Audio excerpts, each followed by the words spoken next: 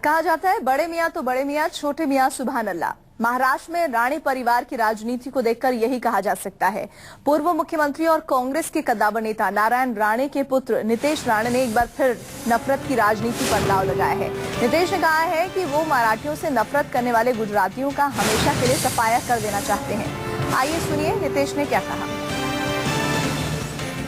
जो मराठी लोगों के विरुद्ध बात करने वाले गुजराती है, उनको साफ करने की बात की है, तो उसमें गलत क्या है? तो साफ करेंगे तब जाके हम सुख से रह सकेंगे। इधर हमारे खिलाफ कोई बोलेगा नहीं।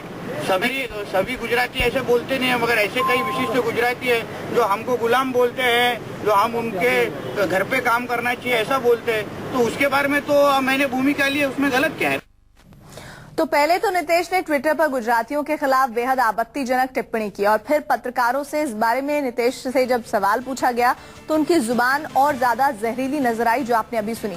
नितेश ने कहा कि वो भी स्वच्छ भारत अभियान में हिस्सा लेना चाहते हैं और सफाई की शुरुआत वो मराठियों से नफरत करने वाले गुजरातियों के सफाई से करना चाहते हैं। संवाददाता विनोद जगदाले हमारे साथ जुड़ रहे हैं। विनोद, कहा तो नितेश राणे ये कह रहे हैं कि स्वच्छता अभियान में वो शामिल होना चाहते हैं, दूसरी बात वो ऐसी कह देते हैं, न जाने उनके दिमाग में क्या चल रहा है, समझना बहुत मुश्किल है। आखिर ऐसा बयान उन्होंने दिया क्यों, पहले ट्विटर पर और फिर जब सवाल पूछा गया तो इस तरह की बात?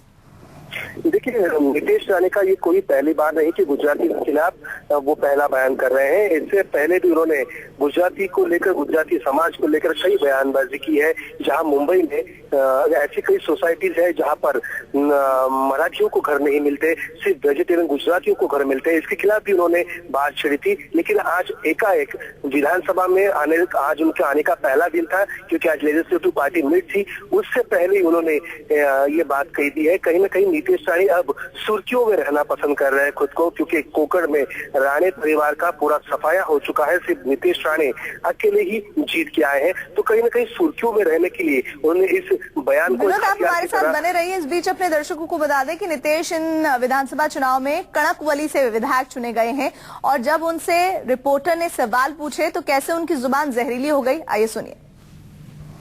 वो अगर सुधरेंगे नहीं, वो हमारे बारे में इसी तरह से अगर बोलेंगे तो हम भी साफ सफाई करने पे उतर जाएंगे। वो आपको समझ जाएगा। जैसे मराठी या मुंबई में मराठी लोगों को अपना हक का घर मिलता नहीं क्योंकि वो मराठी और वो नॉन वेजिटेरियन है।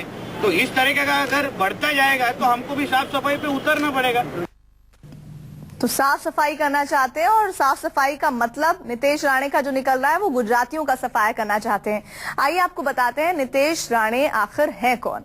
नितेश राणे से पहले भी मुंबई में रह रहे गुजरातियों के खिलाफ आग उगल चुके हैं। जैसे हम आपको बता रहे थे, लोकसभा चुनाव से पहले भी उन्होंने एक ट्वीट किया था जिसमें उन्होंने लिखा था कि वेज स्काईज, वेज हॉस्पिटल, वेज हाउसिंग सोसाइटी और जल्द ही वेज मुंबई, वेज शब्द का इस्तेमाल किया है उन्होंने। अगर गुज्जू वापस नहीं गए तो वो मुंबई को ही गुजरात बना देंगे, ये उन्होंने कहा। कौन है नितेश राणे? देखिए, चुंगी पर तोड़फोड़ और मारपीट में शामिल रहे हैं उनसे जुड़े हुए लोग। नितेश पर दंगा, आगजनी और हमले का मुकदमा चल रहा है।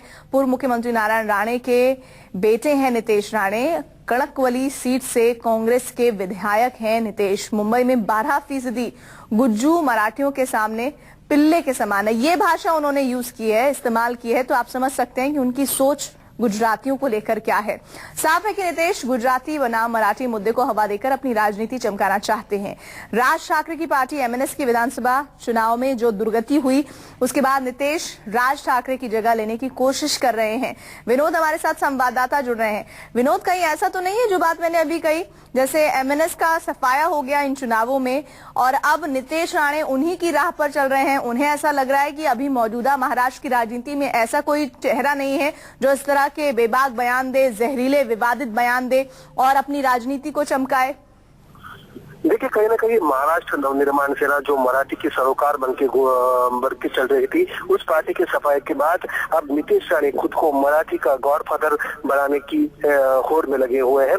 कहीं ना कहीं अब कांग्रेस के पास भी कोई आक्रामक चेहरा नहीं है, इसलिए अब वो इस प्रकार की बयानबाजी कर रहे हैं। कहीं ना कहीं एक बात तो ये भी है कि मुंबई में और महाराष्ट्र में जो भी कांग्रेस के उम्मीदवार जीते हैं, कांग्रेस के उम्मीदवारों को गुजराती कम्युनिटी से कोई वोट हासिल नहीं हुए, इसका भी गुस्सा नितेश राणे के बयान से साफ झलक रहा है।